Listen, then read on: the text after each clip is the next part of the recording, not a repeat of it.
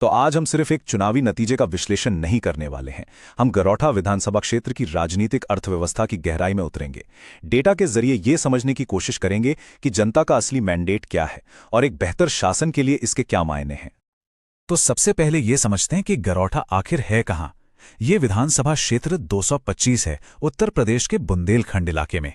देखिए, ये सिर्फ एक ज्योग्राफिकल लोकेशन नहीं है। बुंदेलखंड का होना ही अपने आप में एक कहानी कहता है, यहाँ की राजनीति की, समाज की और पानी जैसे सबसे बुनियादी संघर्षों की। आज की हमारी पूरी बातचीत इन 6 हिस्सों में बटेगी। हम जमीनी हकीकत से शुरू करेंगे, फिर 2022 के जनादेश को डिकोड करेंगे, राजनीतिक बदलाव क्यों और कैसे हुआ ये जानेंगे, वोटरों की वो मांगे सुनेंगे जो कहीं नहीं जाती, और फिर एक जवाबदेह शासन के लिए एक ठोस ब्लूप्रिंट पर बात करेंगे। और आखिर में हम देखेंगे कि कैसे डेटा को इंसानी सम्मान से जोड़ा जा सकता है। ठीक है, तो चलिए शुरू करते हैं। पहला हिस्सा, गरौठा की जमीनी हकीकत। किसी भी जगह की सियासत को समझने के लिए पहले वहां की जमीन और लोगों को समझना बहुत जरूरी होता है। गरौठा की अर्थव्यवस्था पूरी तरह से खेती पर टिकी है। मतलब यहाँ की कहानी है छोटे खेतों की, किसानों के संकट की और बार बार पड़ने वाले सूखे से पैदा हुई पानी की किल्लत की। यहाँ के असल मुद्दे मिट्टी और मौसम से जुड़े हुए हैं, जो सीधा सीधा लोगों की रोजी रोटी पर असर डालते हैं, और यही बात तय करती है कि वो अपना भविष्य किसके हाथ में देना चाहते हैं। अब यहाँ का सामाजिक ताना बाना देखिए। गरौठा में करीब 35% ओबीसी और 25% दलित समुदाय के लोग हैं, यानी 60% से ज्यादा वोटर इन दो तबकों से आते हैं। इसे अक्सर पिछड़ा दलित गठजोड़ की एक स्वाभाविक जमीन माना जाता है, और ये आंकड़ा आप समझिए किसी भी राजनीतिक रणनीति की बिल्कुल बुनियाद होता है। तो इस सामाजिक कॉन्टेक्स्ट के बाद अब आते हैं सीधे सीधे उन आंकड़ों पर जो पिछले चुनाव ने हमें दिए। आप इन नंबर्स को इस इलाके के सियासी मिजाज का फीवर चार्ट भी समझ सकते हैं। 33,662 ये सिर्फ एक नंबर नहीं है। 2022 के चुनाव में बीजेपी उम्मीदवार की जीत का ये अंतर था। सियासत में ये एक बहुत बड़ा मार्जिन है जो एक साफ, एक डिसाइसिव मैंडेट की तरफ इशारा करता है। सवाल यह है कि ये हुआ क्यों? ये चार्ट चुनावी कहानी को बिल्कुल साफ कर देता है। बीजेपी को 48% से भी ज्यादा वोट मिले, समाजवादी पार्टी करीब 34% पर रही और बीएसपी 12% पर। जीतने वाली पार्टी और बाकी पार्टियों के बीच का फासला कितना बड़ा है ये आप देख सकते हैं। और ये डैशबोर्ड हमें एक पूरी तस्वीर देता है। कुल वोटर कितने थे, वोटिंग कितनी हुई और पार्टियों को कितने % वोट मिले। यहाँ एक बात पर गौर कीजिए, वोटिंग 67% हुई है, जो काफ़ी अच्छी मानी जाती है। इसका मतलब यह है कि यहाँ के लोग, यहाँ के वोटर सियासत में काफ़ी दिलचस्पी रखते हैं, एंगेज्ड हैं। अब 2022 का जो नतीजा था वो कोई एक रात में नहीं हुआ, उसके पीछे एक दशक में हुए बदलाव की पूरी कहानी छिपी है।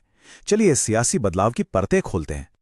जरा इस टाइमलाइन को देखिए, ये कहानी बहुत दिलचस्प है। 2012 में बीजेपी 10% से भी नीचे थी और 10 साल में 2022 तक वो लगभग 48% पर पहुंच गई। और दूसरी तरफ समाजवादी पार्टी, उनका वोट शेयर करीब करीब वहीं का वहीं 34% पर अटका रहा। यही इस पूरे बदलाव का सार है। तो सवाल उठता है, ये हुआ कैसे? ये किसी एक चेहरे की वजह से नहीं, बल्कि जमीनी स्तर पर सामाजिक समीकरणों को साधने की वजह से हुआ। बीजेपी ने गैर यादव ओबीसी और सवर्ण वोटों को एक साथ लाने में कामयाबी हासिल की, शायद वेलफेयर योजनाओं और एक बड़े राष्ट्रीय नैरेटिव के दम पर।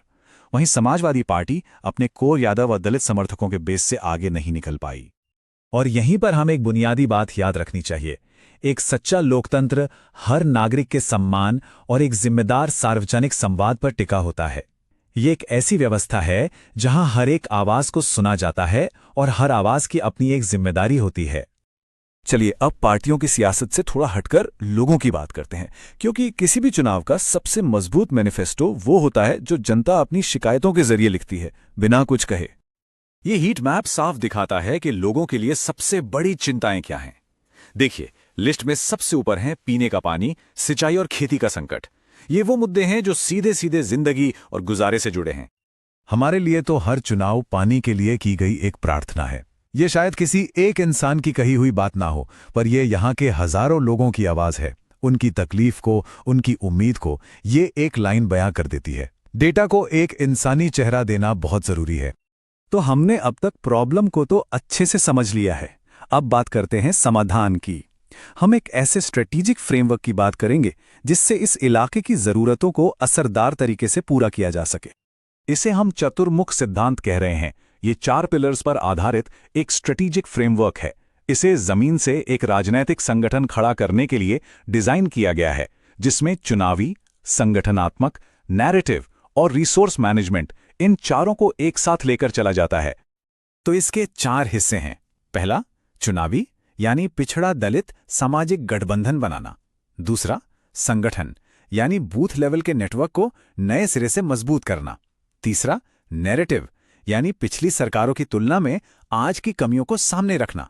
और चौथा, रिसोर्स यानी कम्युनिटी से फंड जुटाना और सस्ते डिजिटल टूल्स का इस्तेमाल करना। और इस तरह की कोई भी स्ट्रैटेजी बनाते हुए एक और बहुत जरूरी बात है, वो है लोगों की प्राइवेसी। जो भी रणनीति वोटर की जानकारी का इस्तेमाल करती है, उसे लोगों की सहमति और निजता का सम्मान करना ही होगा। भारत के कानून के तहत डेटा को बहुत सावधानी से संभालना चाहिए और उसका इस्तेमाल सिर्फ उसी काम के लिए होना चाहिए जिसके लिए वो दिया गया है।